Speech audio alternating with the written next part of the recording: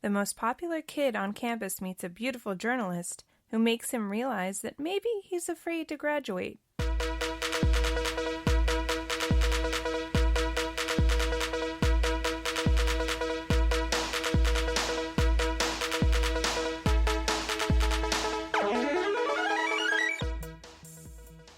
This is Ryan. And this is Ashley. And this is Ruining Our Childhood. A weekly podcast where we remove our childhood goggles and put on our adult bifocals to rewatch and review our favorite movies from the past. Yes, and also a podcast that your dad doesn't want to listen to. Yes. My parents were on a road trip, and my mom tried to put on the podcast. My dad said, I don't want to listen to that. Yeah. That kind of hurts. A little. Sad. Daddy issues. Also a podcast where we don't badmouth our parents. Yeah, we have to say that. Yes. Maybe a couple more times. Right off the top. Maybe that's why you didn't want to listen to it. Yeah. Maybe he thinks it's us bad-mouthing him as a parent. I don't know. This week we are doing 2002 classic Van Wilder starring Ryan Reynolds. Correct. And 2002 was a year. When this came out, I was a junior in high school. Yeah, I was... What month did it come out? It came out on April 5th, 2002. So I was in my sophomore year. Yeah. Yeah. I had to think about that for a second. Do you want me to take a trip down memory road? Yeah, let's take a trip down memory road and give us some 2002 facts. There you go. We already gave the release date. Correct. The budget of the film was $5 million. So Ryan Reynolds was not making $20 million a picture back then. Who wasn't? Ryan Reynolds. Because you're like, Reynolds? Reynolds? The movie did make $38.3 million. Oh. But when you put it up against that budget, not a bad turnaround. Right. Television Shows from 2002 were CSI, Friends, and Joe Millionaire. Oh my God, I remember that show. Man. That was a show. That was a show. The number one hits from 2002, the week the movie came out, it was Jennifer Lopez featuring Ja Rule. Ain't It Funny? Ain't it funny? Yeah. Yep. Some other jams. The jam of the summer was Hot and Her by Nelly. Don't say that again. Okay. Stop it. And then I'll Be Nice. And the one big hit to kick off the year was Nickelback. How You Remember. I don't remember Or that How song. You Remind Me, sorry. Oh, okay, that makes sense. I was like, I've heard that song, but How You Remember? I don't remember that song. That's how I remember. Terrible movie. Terrible song, sorry. I'm drunk. You're already getting ahead of yourself there. Big movies. Number one movie of the year was Spider-Man. Number two movie of the year. Hey, we did that movie. Yeah, number two movie of the year, Lord of the Rings, The Two Towers. Nice. In the number three movie of the year, Star Wars Episode 2, Attack of the Clones. Awesome. Yes, some real hits. Real hit. Yeah, real hit. Because two of those probably don't hold up. What was the middle movie? I already forgot. Lord of the Rings, The Two Towers. Oh, that one holds up. Yeah, that one holds up. So, yeah. I don't really know what my earliest memory from this movie is, though all I can say is I do remember watching it with my brother, obviously. And the only scene I remember is the scene where he jacks off his dog. Yep. And puts dog semen in, what are they, eclairs like or something? Eclair, yeah. And for the douchebag boyfriend. Yeah. This movie probably has everything. It has a douchebag boyfriend. It has dog semen. It has the girl that needs to be saved by the douchebag boyfriend. It has Tara Reid. I mean, if it's late 90s and doesn't have Tara Reid, is it even good? That's true. Which is a category which we'll discuss. We haven't seen the movie yet, guys. So, what was your earliest memories from the film? I remember being a fan of Ryan Reynolds when he was on Two Guys, a Girl, and a Pizza Place. Yes. He was my favorite part of that. That's where he won my heart. Yeah. So when this movie, when we saw previews, me and my brother were like, we have to go see that movie. We actually went to an advanced screening of this. Wow. Yeah. dedication right there to Ryan Reynolds. We were on the Ryan Reynolds fan boat 15 years before the rest of the country got on board. Yeah. So I remember that scene you talk about. I think that's the one scene that sticks out in my head disturbingly. Right. But I loved it. I thought it was hilarious. Yeah. I did too. I've seen it multiple times. I haven't seen this movie in quite some time, though. Mm-hmm. Probably 15 years, maybe? It's been about that for me because I don't think I've ever watched it with you, and we've been together a long time. Yeah, so I'm excited to see how it holds up. And I'm also really excited to see any Well Hello There's because I'm going to guess there's going to be a couple. Yeah, there would have to be. Because it was early 2000s. I'm sure there's a lot of actors that are famous now that were probably just getting their starts. So this movie is 17 years old. It is. That's insane. When I was reading the summary, I was like, oh yeah, Ryan Reynolds is supposed to be like in his early 20s in this movie. Mm-hmm. I mean, I don't think the man ages that much. No, he looks fantastic. Very good looking. Mm-hmm. To me, he's stayed the same since I've seen this movie in my mind. Besides that one point where he got really ripped for, was it Blade 3 or 2? It was Blade Trinity. Blade 3, yeah. Yeah. Yeah. And I was like, whoa. Chiseled McChiseled. Son. Yeah. Well, hello there. But I am excited to see how this movie will hold up. What do you think it is? I'm going to say this. As much as I love it, I cannot see this holding up. I agree. Yeah, I think this is going to be an utter shit show. Just based on what I can remember, I mean, other than the dog semen, is that he's like this player, and it plays on that, like, do whatever you want to women, and you can get away with it because you're a good-looking guy. Yep. Whose parents are loaded. And we're going to get to see Tara Reid act for an hour and a half.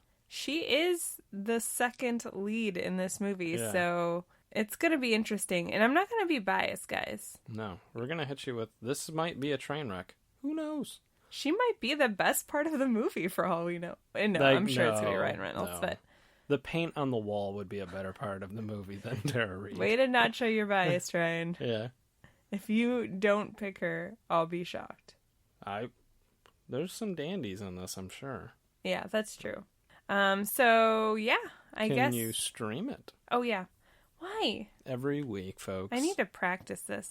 Every week. I'm sure at some point there's got to be some people listening like, come on, Ashley, get your shit together. I already know your plan and I'm not there. Yeah, you have a format that you've followed for a good almost, I think we started this like week 4. Yeah. So this is something we should have down. So, unfortunately, you can't stream Van Wilder, according to JustWatch.com. You can stream it on any of the apps for extra cost, like Netflix, Hulu. You can rent it on Redbox's app for $1.99. I think that's what that means. Okay. I don't think they mean you can rent it at the Redbox, right? I would assume this is not. No, it's. Yeah, you can rent it on their demand. I don't know if anybody uses that. Oh, okay. Let us know. $1.99. Yeah, and everywhere else it's like $3.99. Amazon, Vudu, whatever. Mm-hmm. We own it. Yes. So that tells you at one point I really like this movie if I bought it. Yes. Yeah. I mean, it is National Lampoon's Van Wilder, so it has the National Lampoon stamp on it, and that kind of. But this is when I felt like National Lampoon started going south. Oh. Yeah. I probably went south about 10 years prior, but yeah. You know what's funny? Because I was talking about this before we recorded, but this one spanned 2 sequels technically. The second one was Van Wilder 2, The Rise of Taj, which Taj is a character in the movie. Yes. In the original movie. And then Van Wilder freshman year with the guy who plays Aaron Samuels. I don't know why I can't remember his name. Mm-hmm. I'll have to look it up eventually. Where was I going with this? It's interesting that the guy who played Aaron Samuels was in high school for Mean Girls 5 years earlier. Yeah, and he played a senior, then, yeah, he was a senior, and now he's a freshman. Yeah, he had a young Van face. Wilder. I never saw either of the sequels. I think I might have caught a little bit of The Rise of Taj, but I wasn't that interested in it. Does have Kal Penn in it, correct? Yes. So, yeah. Because my knock on these Not so much American Pie, because they did do the sequels with Jason Biggs and Sean William Scott and everybody, but then they did those spin-off crap. Yeah. Whereas at least, we talked about that. at least has Kal Penn. Does Ryan Reynolds make a cameo or anything? I don't know. That's a good question. But if you do want to watch Van Wilder 2, you can stream it for free on Prime Video and Vudu and apparently Cinemax. Interesting business model with Prime going, we're not going to give you the Ryan Reynolds one for free. We'll give you the sequel. Yeah. Well, you do you, man. You do you. I don't think he's in this. Okay. Because he's not listed. Okay. Sad. On the cast here that I see. It's funny because now he makes cameos, and like he made a cameo in Ted. Yeah. He's not above it. But you know what's funny is I remember you telling me about that article that somebody wrote about how it was basically saying, this was before Deadpool. Yes. That Ryan Reynolds actually isn't a A-list actor. Yes, that's what they said.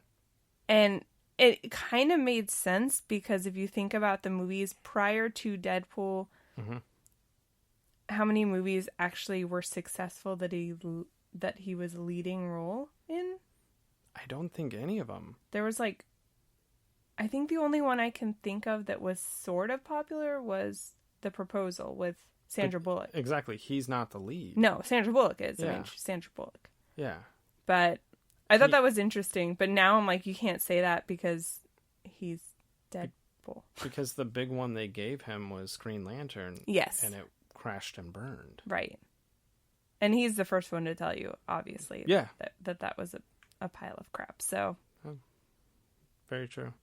I can honestly say, though, I have seen almost all of his movies in theaters. He's just a wonderful man. Yeah, I saw Blade. I saw Just Friends. I saw the one with we saw it together. Definitely, maybe. Oh yeah. Mm-hmm. Yeah. Mm-hmm. Chaos Theory. I don't know if I saw that. I saw them all. Love the guy. I think I kind of after a while stopped watching him because there was a dip in his career, and there were some movies I was like, it doesn't look that great. Mm-hmm. But it's nothing against him. It was just I got pickier with my movies. He was a guy, I think I always went, he's a young Jim Carrey. Why is he not doing better? You think he's a young Jim Carrey? I thought at the time he was a young Jim Carrey. And not the same style, but maybe in popularity. Yeah, I could. Because I feel like he's a little more witty banter. But I don't know why people weren't seeing the appeal to him. Right. For the longest time. I sat there going, this guy is hilarious. He's charming as hell. Yeah. He should be a bigger star than what he is. And now, boom. Huge star. Yeah. The internet loves him. Yeah. Twitter. I love him. He's a gorgeous man. I'm scared. I don't want to be left for Ryan Reynolds. But then I'd understand if I got left for Ryan Reynolds. I think out of anybody in the world. That would be the one? I'd understand. Okay. I get it. I get it. Anyway. So, shall we hit the pause? Is this where we do that? That is what we shall do. So, we're going to go ahead and hit the pause and go watch this amazing, hopefully, movie and come back and talk about it. Correct.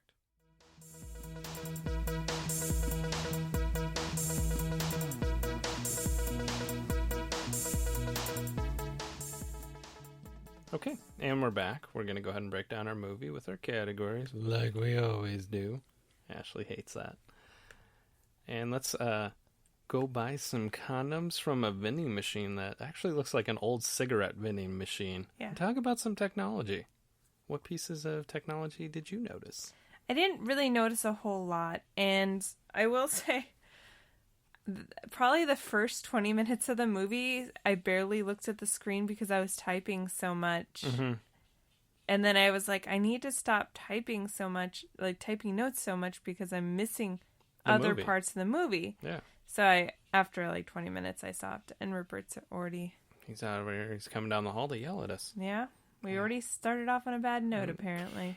One of the pieces of technology I noticed was a clunky Polaroid camera. Mm-hmm. Notably used in the scene where they're pleasuring Van Wilder's dog. Yes. So that they can pull the ultimate prank on Richard. Yeah.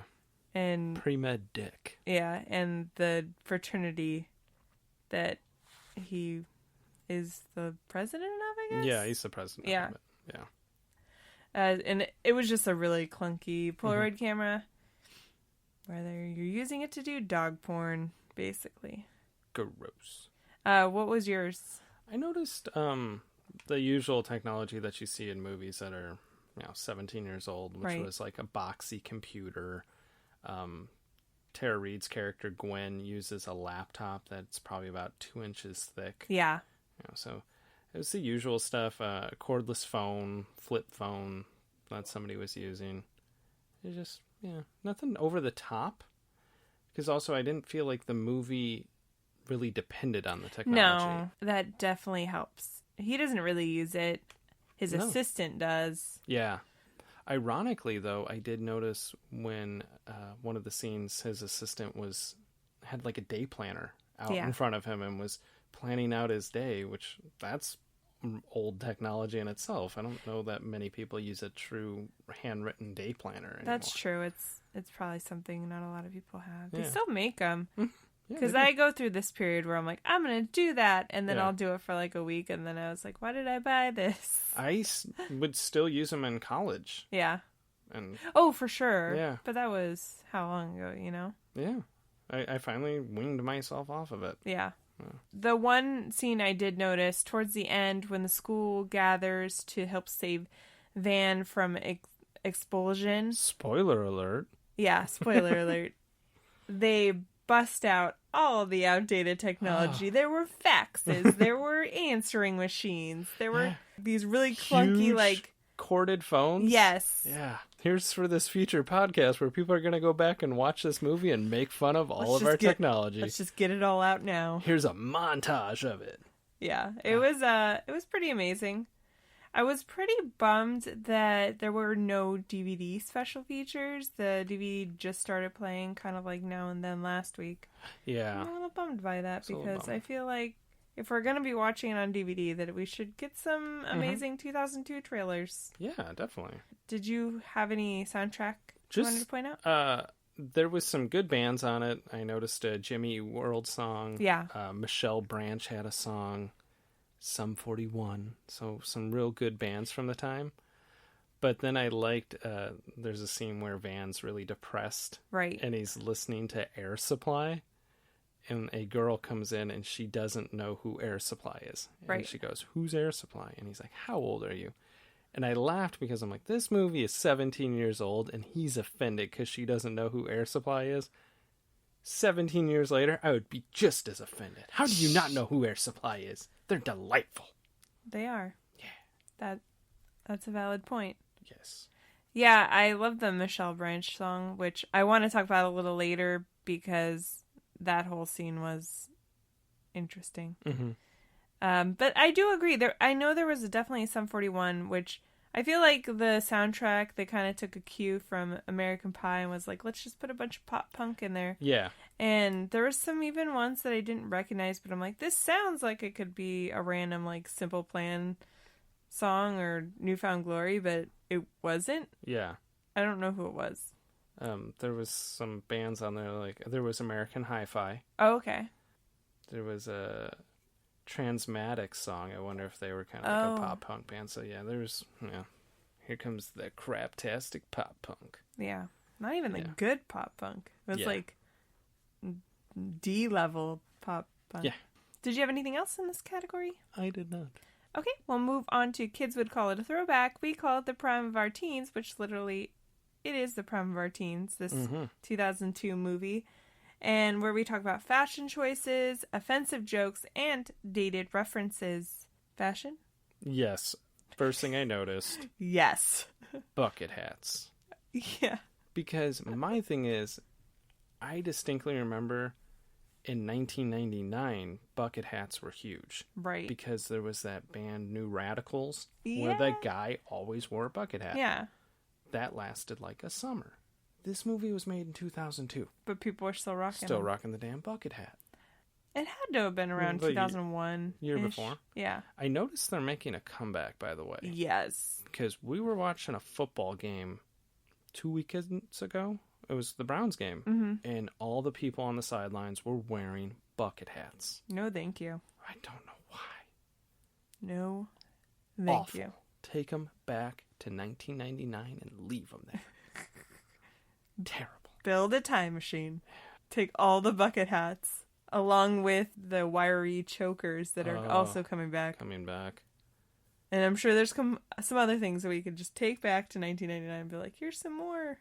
There was a cheesy crap to wear. A wrestler who would cut the top of the bucket hat out and spike his hair up, and it would go out the top of his bucket hat. Wow.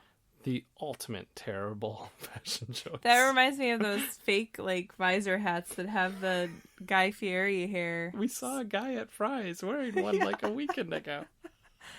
Oh, such a bad decision. Such a bad decision. The first thing I noticed was Olive Richard, who is Gwen, a.k.a. Tara Reid. Tara Reid's character's boyfriend is Richard. Mm-hmm. He's head of a frat, so he's wearing the douchiest, preppiest things ever. Yeah. A lot of, like, polo shirts, a lot of cable knit sweaters. Yep. With the polo shirt underneath. Khakis galore. He is a walking Gap ad. He looked like a right guard ad. Yes. Down to the fact he was playing croquet at one point. Yeah. Mm-hmm, yeah. Mm-hmm. Anything else would be terribly uncivilized. He's like the walking douchebag embodiment. Whenever I think of a frat boy, I do think of his character. Yes. Very much so. Yeah. And then also just actually like the chunky cable knit sweaters. Mm-hmm. Everybody's wearing them at one point, even Tara Reid and Ryan Reynolds. Yeah. I do remember them being popular. Yeah, and I think it's funny because I feel like there's always been a variation of them that are still, I guess, passable. Mm-hmm. But just hers was really, really bad. It was a turtleneck, and it was just so chunky, and I'm like, that looks so thick and uncomfortable almost. Yeah, not a good choice. Yeah. I noticed at one point Van was getting ready to leave to go somewhere, and he was talking to Tara Reid's character, and he put on sunglasses. But they looked like the sunglasses that Rebecca Gayheart wore in Jawbreaker. Nice. Yeah, they were like a black frame with like a tinted lens. I remember that scene. Yeah, it was awful. My favorite though, and it was just something I slightly caught, was in the scene where Richard and his posse go to Van's dorm to hire him as a party planner for his engagement, even though you didn't even ask Gwen if she wanted to get married. But it was mostly just to piss off Van, too. Mm-hmm. Van is wearing a chain wallet. Yes. And I was kind of excited, but also, was that thing in 2002? Because he's 25. Yeah. That's the other thing. You're an adult. You shouldn't have to have your wallet on a chain. I mean, let's point out a flaw in the movie, or the creepiness in the movie, but is the fact that he's 25. Yeah. And still living in the dorms. Yeah. Get an apartment, bro. At the time this movie came out, I was 16, so I thought, I was like, yeah, that's cool, whatever. Do you, man. But now as an adult, I'm like, no. Yeah. That you should not be living in the dorm at 25. No.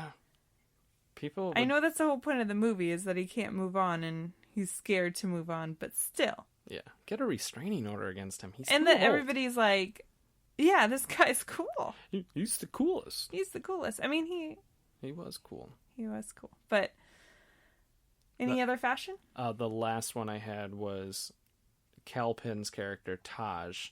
At the end of the movie, they appeal his expulsion from school, and he runs out to be like, yeah, he got his appeal approved. Right. He's wearing this huge gray suit where the jacket buttoned up almost to the top. I think it was supposed to be like, he's from India, so he's wearing like an Indian suit. I guess. But it was just gray. It was gray, and it was oversized, and I thought he looked like Dr. Evil. Yeah, yeah. So it was just it was a bad suit. choice. Yeah, it was bad. But that was all I had. What about offensive jokes or dated references? Oh boy. There's a scene where he's trying to find a new assistant. So they're interviewing apparently the entire school. Right, at the beginning of the movie. At the beginning of the movie. Because apparently it's like the job that you want to have. And there was a person that came in, looked like a normal female, whatever. And they're like, hey now. And she was, I guess they were trying to imply she was trans. Yeah, but she just, So sure. She had this stereotypical she had a really deep voice of hi. And they acted so disturbed. Yeah, I'm like, I don't know if they were trying to imply that she was transgender and that they were like, oh crap. Or if they were also, or just implying even that, oh, it's a lady, but she has a really deep voice, like, gross. Yeah. She has a man's voice. I don't know. Either way, it's offensive. Yeah, either way, bad decision. It's just either way, it dates the movie. Yeah. One of the lines that I was like, can't really get away with that in 2019 was when Van's dad comes to college for the first time when he realizes his son has been still going to college for probably more than like 4 years past what he should be. And he catches Van in a nightie because it's just part of the party that they're doing. All the guys are wearing like girly nightgowns. And he's like, sweet Jesus, my son's a fairy. Yeah. And then he sees him coming out of the closet with a hot girl and he's like, oh, thank God. Yeah.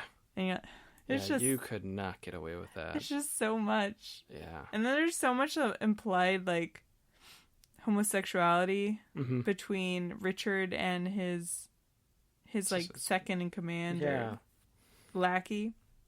The other thing I noticed was the minute Taj is going to appear on screen for the first time, he shows up at Van's apartment and wants to be his assistant, and they just start playing this stereotypical Indian music. Right. So just in case you didn't know he was Indian, we're going to play this music so you're aware. It was very, very unnecessary. I will say that I was expecting this movie to have way more racial stereotypes about Indian people because of his character. But other than his accent, which, I know people have that accent. And he's actually Indian. Yeah. Luckily. They didn't really pay attention too much on him or imply too much. So I was actually surprised that there wasn't more going on, but I did catch that. Yeah. That was enough. Also, there's at one point in the beginning when he's trying to make money so he can afford tuition. His first business venture is the Topless Tutors, which in itself is like, cool, whatever. He gets some strippers that are also college students and TAs to start this business. But when the owner of the strip club comes with his B squad, which I'm using air quotes, it's literally just mostly men. They all have 5 o'clock shadows, cross-dressing, yeah, terribly, like, too. Yeah, I'm like, there's not even, like, passable, like, drag queens or transgender people. There was no RuPaul in the group. It was literally, they're like, let's get the ugliest men with clear 5 o'clock shadows and put some blue eyeshadow on them. Big red lipstick. Yes. Make them look like clowns. Yeah. That's what we're going to go with. Yes. And it wasn't that. It just wasn't funny. No, it was pointless. There's so many offensive things in this movie, but at the same time, I felt like there was less than I thought. Yeah, very true. There was a lot, but I was expecting it to be worse. Yeah. And then there was just a little bit of like fat shaming with the guy diving into the pool, and they had like whale sounds. That was awful. Yeah. Because he's out there, they're trying to save their swim team. Yeah. And this guy's going to essentially do a belly flop off the high dive. And he's wearing a Speedo. I will say this, they make a big deal about it being a Speedo, but it wasn't disturbing. No. And yeah, when he jumps off the high dive and they start making whale sounds the minute he goes underneath the water, I was like, this is just mean. Yeah, it's to this point where it's uncomfortable. Yeah. And me and Ryan, like, we're not completely politically correct all the time. I try to give forgiveness for some movies because I understand it was a different time, but then there's just some movies use it as their only humor, it kind of makes you go, why would I watch this movie? Yeah. When all you're doing is making fun of people. I'm not saying in particular this movie does, but I'm just saying there are other movies that I can think of that solely use the humor of making fun of other people that aren't, quote unquote normal. Yeah. As their humor. Because I felt, if anything, there's kind of the soft spot in this movie where there was some nerdy guys that couldn't throw a cool party, so they hire him. And he was like, I didn't do it just for the money. He's like, they're really cool people, and people should know this. Yeah, no, that's what I'm saying. There's redeeming qualities to this movie. Yeah, definitely. In that case. But they do the fat shaming shit, and you're like, that's really unnecessary. Yeah, for sure. Should we move on, or did you have something else? That is it. Awesome. So, that's you. This is my category. Our next category is called Well, Hello There, where we talk about any cameos of famous or recognizable actors or actresses that we forgot were in the movie. And there was a bunch. So many. Go ahead. Who was the first one you noticed? The first one I noticed right off the bat was Curtis Armstrong, who is an actor. Yes.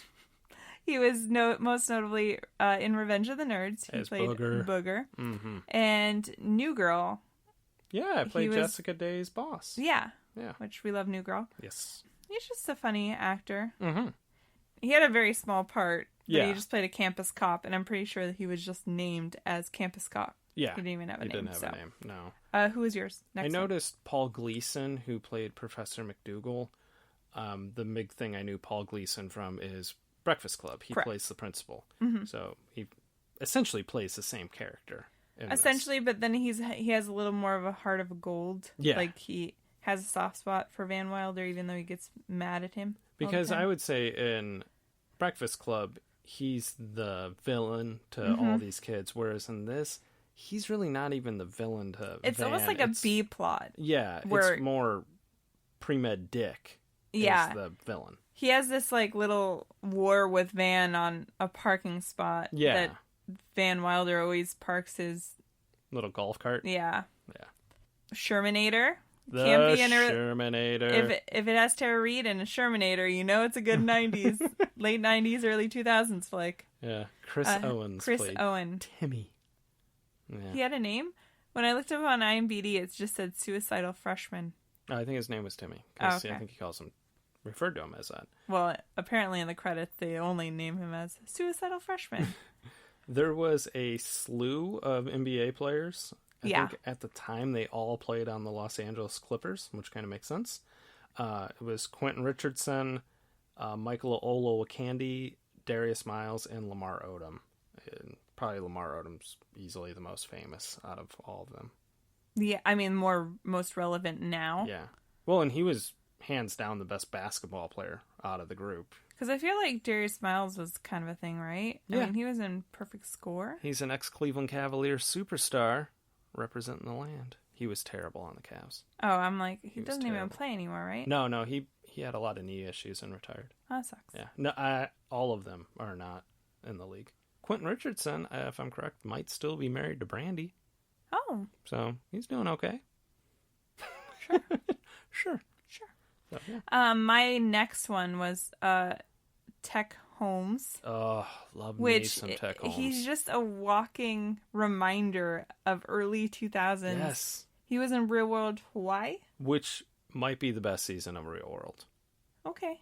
I loved Real World. Okay, Ryan, okay. We can go on a Real World tangent, but my favorite was Seattle. It's interchangeable for me. I love the Seattle one and then the Hawaii season, which I think those were back-to-back seasons for me. I feel like New York was in the middle of there. I think New York's trash. New York has The Miz. Okay, New York was okay. Because we love The Miz in this house. Not really, but okay. I mean, I don't hate him. Come on, he's from my town. I know. He's another Clevelander. He's funny. Yeah, he is funny.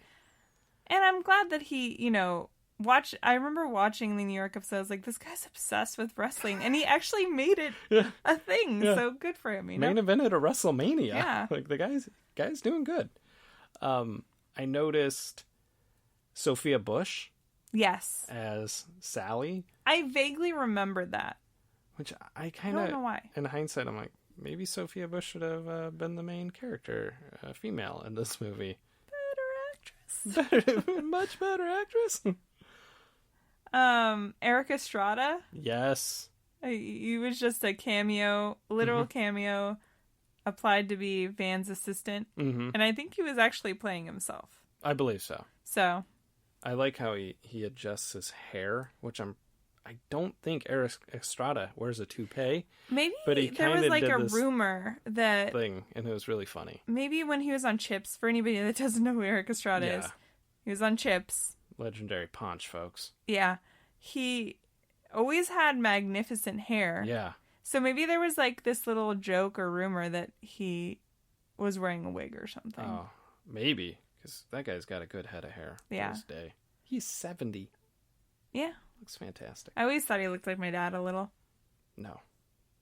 Tony motherfucking Orlando, as we covered last week. Whatever. And Dawn.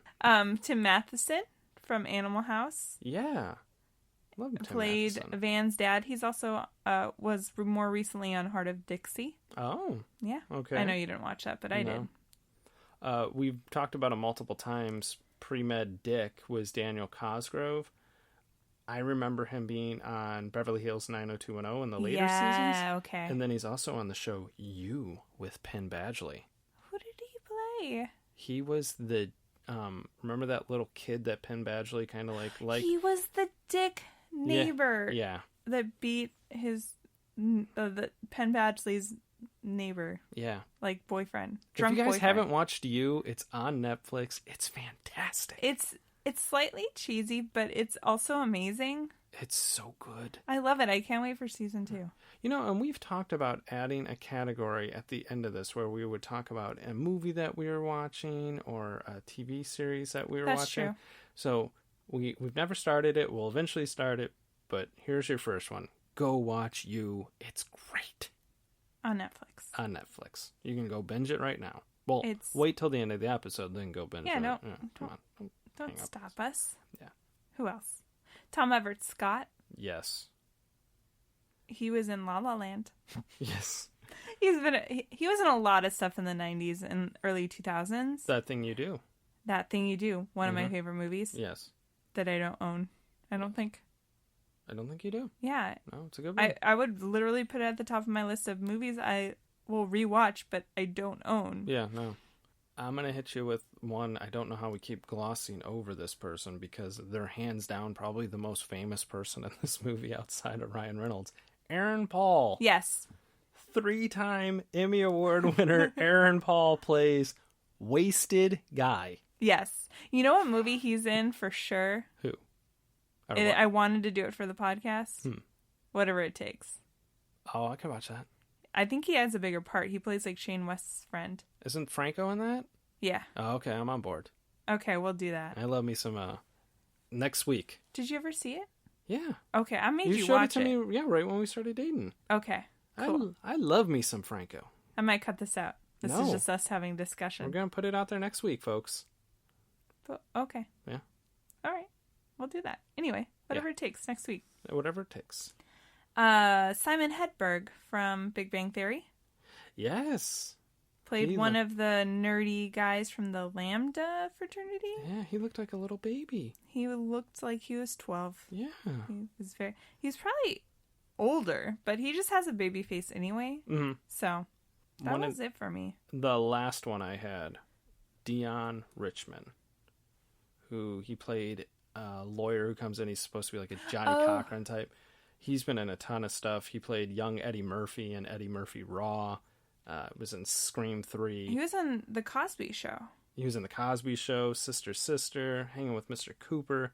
He was in a Psych. But he was in Not Another Teen Movie. That's where I remembered him from, as being like the token black guy. Yeah, but he was on, it looks like, 32 episodes of The Cosby Show. So definitely right on that. He was a baby. And 34 episodes of Sister Sister. Awesome. So we can move on to our next category. Is it even good? Where we talk about the plot, the casting choices, and then we name our funniest and cringiest moments of Van Wilder. Mm-hmm. What did you think about the plot? The idea that there's somebody who doesn't want to leave college and enjoys going there, that I find believable. I'm sure there's a lot of people that like learning. Mm-hmm. But the idea that once he gets expelled, the entire school is out there doing the, what were they chanting? Donna Martin graduates. No, they were chanting, "Let Van stay," and that's where I was going with it. Is instead of "Let Van stay," it's Donna Martin graduates. So I'm like, that's a very cheesy Hollywood thing that somehow they think all these students would care. I will say the only redeeming thing about that is that they did set it up throughout the movie that he helped multiple people with the tiniest issues, like what shirt should I wear for this date, to, helping sick boy who's always sick with different ailments, to, assisting people with medical issues, or, so people like him, and that's the only reason I'm like, okay, maybe not the whole school, but at least a small group of people caring about if this guy gets expelled or not is believable. I didn't find that too believable, but when you put it like that, I guess the fact that the TV station had a Wilder Watch segment. Yeah. I mean, the fact that the whole thing of Gwen, Tara Reid's character, having to follow him around because he's such a big part of this campus. The ultimate human interest piece. Right? Yeah. Like, I think Tom Everett Scott, who played her editor, had a crush on him or something. Ooh. What did you think about the casting choices? I think when it's a college movie, you have a little more leniency as far as the age of the actors that are playing them. Yeah. So it's believable that Ryan Reynolds is whatever age he's supposed to be, and Tara Reid's whatever. Like, it didn't seem out of question. Right. But when it's a high school movie, sometimes it walks a real fine line. So I didn't have any issues with the people. I mean, some of their acting isn't the best. Right. I felt like it was a very male-centric cast. You could tell this was written by a bunch of guys. So for sure, I mean, I can name several things that I agree with you on that, because, for instance, I'll just bring it up now since we're talking about it. Mm-hmm. Every time somebody calls Gwen's house, or I don't know if she lives in a sorority or she lives in an apartment. I think it seemed like a sorority, but yeah. Every single time they cut to her place, there's a hot girl walking around in underwear. That's correct. Except for her. She doesn't do that. No. But the numerous roommates she has are walking around in their underwear. I'm like, we don't do that. No. We don't just walk around. People wear shorts. Yeah. I mean, like, if I'm walking around in my underwear, it's because I need to go pull some shorts from the dryer. Not like, I got a call. Hello? Yeah. I'm wearing my sexy bra. No, that's not a thing. That doesn't exist. Only in pornos. And apparently... and Van Wilder. Yeah. And what else? What are we doing? Who are we? We were talking about our casting choices. Oh, I felt like for the most part, everybody was good. They could have gotten somebody better to play his love interest, because spoiler alert, we have an issue with Tara Reid. Yeah. We've talked about it multiple times. As we all do. But I will say her character was more developed as the female role in these types of movies. For example, Ellen Pompeo, we talked about it in our old school episode. She's not developed at all. No. She literally is just there a couple scenes to be like, hi, I like you. Exactly. At least they gave her a little bit of a backstory, Tara Reid's character, Gwen. And, she's a writer. Yes. She has a douchebag boyfriend. Mm-hmm. So there's a little bit more to it, but not much. Also, it's Tara Reid, so I think anybody else could have brought more to the character, for sure. Yes. What was your funniest line or moment? I feel like this is a movie that makes me chuckle a lot, but it doesn't crack me up. Maybe when I watched it in theaters, I thought it was funny. But I do like the scene where Pre-Med Dick sends an invitation out so Van will show up to this family dinner at Gwen's house. And he shows up, and Gwen's parents are there, and some of her dad's coworkers and colleagues, and they're all doctors. Right. So he shakes the first guy's hand, and the guy's a proctologist. And he's like, oh, I hope you're not on call, and like wipes his hand on his chest. He meets the next guy who's an OBGYN, and he's like, well, GLAD to meet ya. Just thought it was really funny. And then he was like, oh, if I'm here for a physical, I'm going to need some more drinks in me before I let you guys get a hold of me. That was the one that made me laugh the most. For sure. Mine was actually from later in that scene. Mm-hmm. Because I did like that scene. It was like lighthearted. And it showed that he was that type of person that was like the life of the party where everybody kind of got along with. Like, he was just so easygoing. Yeah, he's really charming.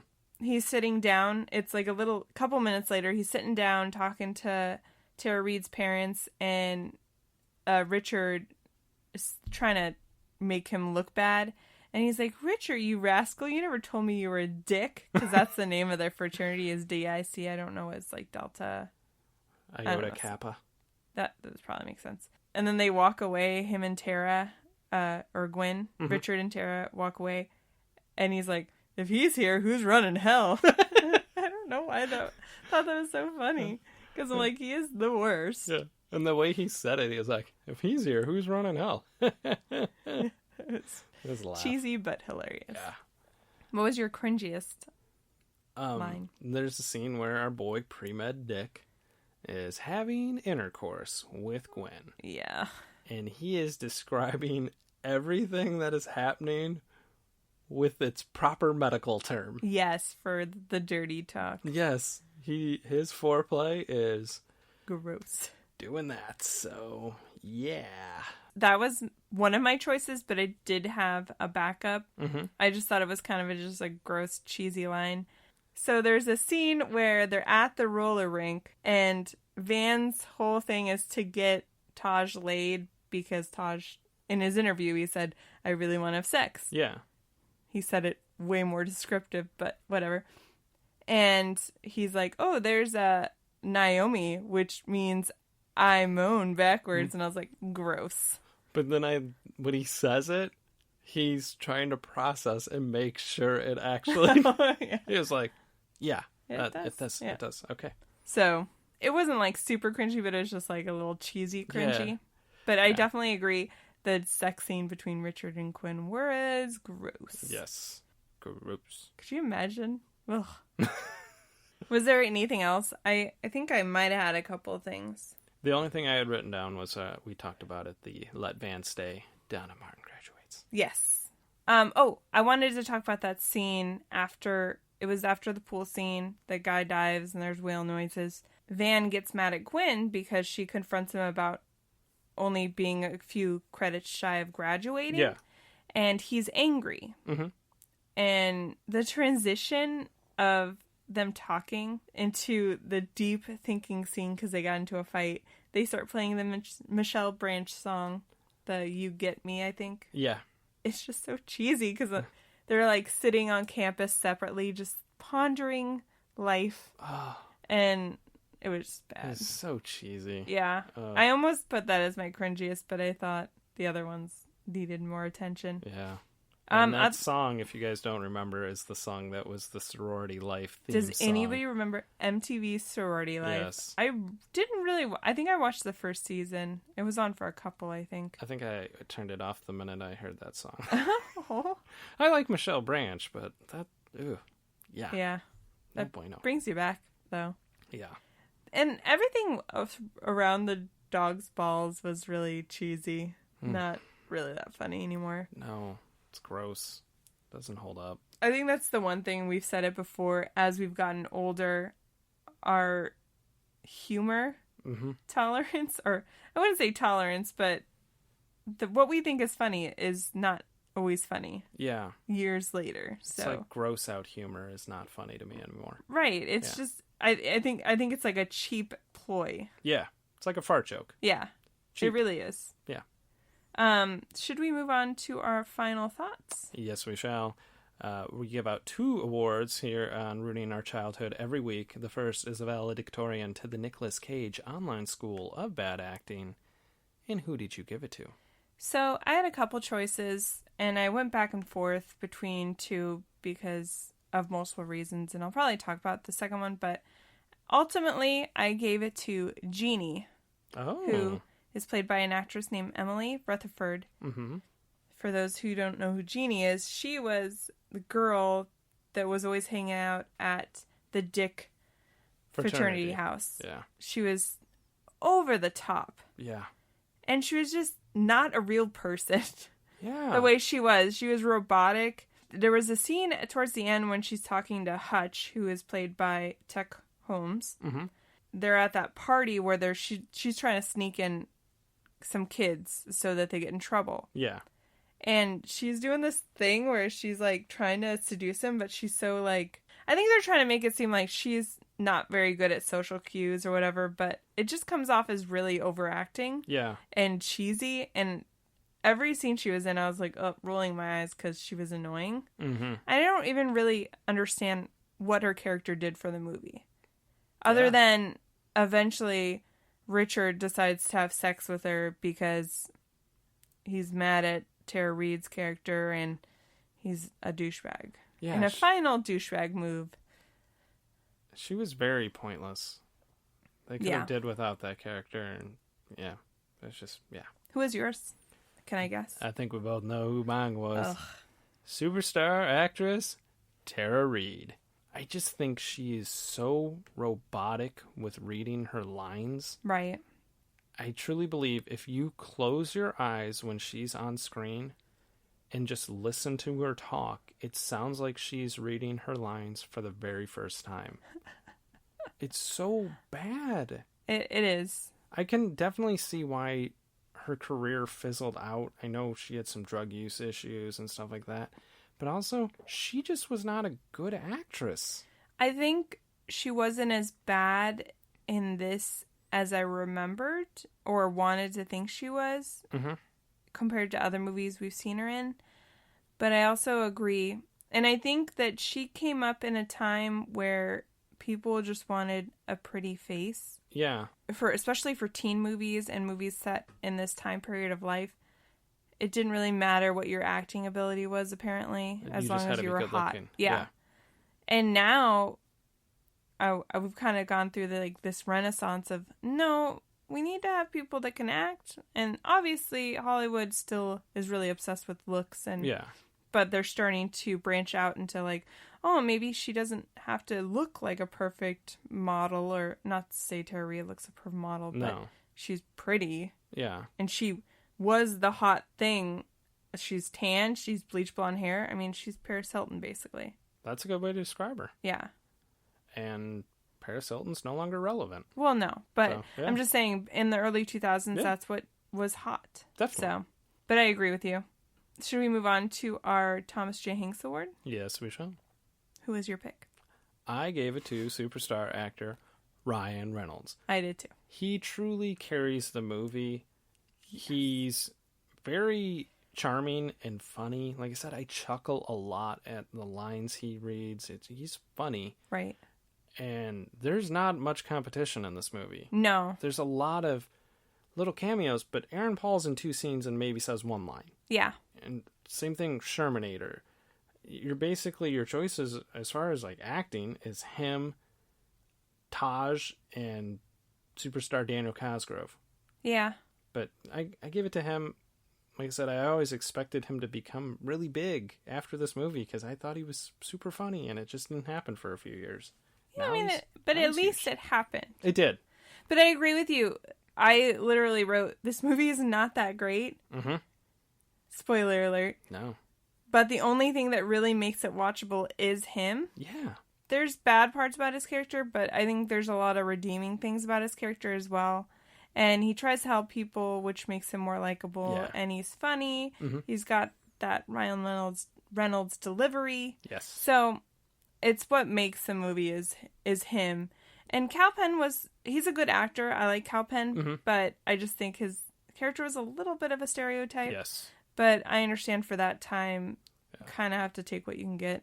I really feel like for people that like Wade Wilson, this is essentially Deadpool in college. Yeah. He's just as charming and funny and witty and sarcastic as Deadpool is. Yeah. So Here was him as a 25-year-old in college, folks. That's true. Super enjoyable. Yeah. So with that, should we move on to our final, does it hold up? Yes. You think it holds up? You're asking, I thought you were saying, should we move on? And I said, yes. Do I think it held up? Hell fucking no. I was like, really? We just talked about this movie for like an hour. And I really liked this movie growing up, but it hit me perfectly. As a 17-year-old, I liked the juvenile humor. Yes. As a gonna be 35 next month, not so much. Yeah. It's really bad. Right. I agree. It doesn't hold up. No. At all.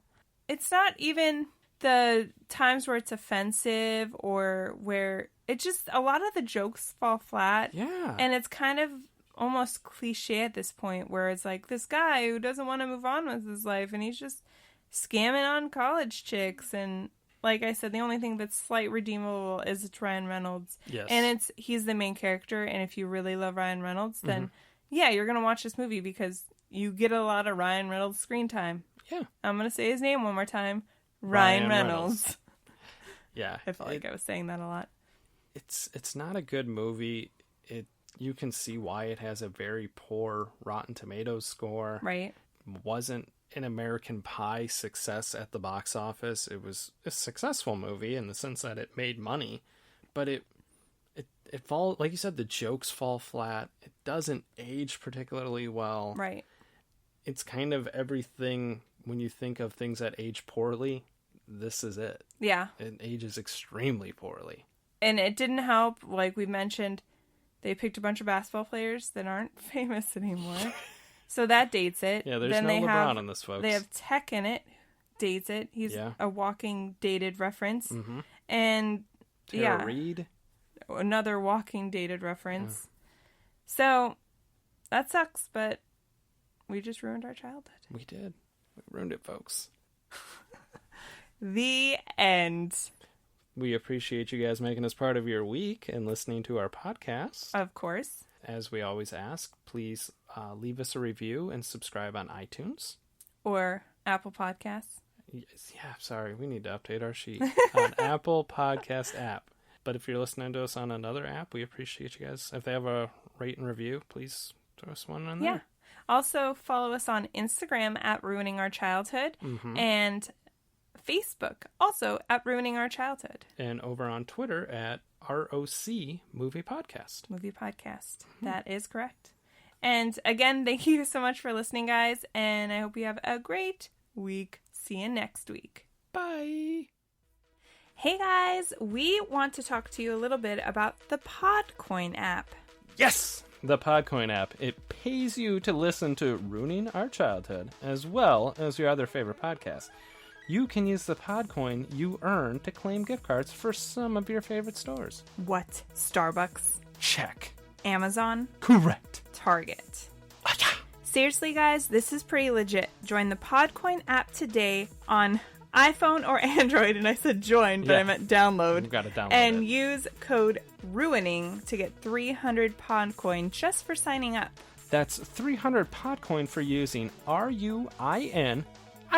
That's how you spell ruining, just in case you don't know that. Yes. So if you're basically listening to podcasts all day anyways while you're working or driving or doing anything, might as well make some money off the deal. Am I right? Yeah, totally. I mean, free coffee for something you're already doing sounds fantastic. It does sound fantastic.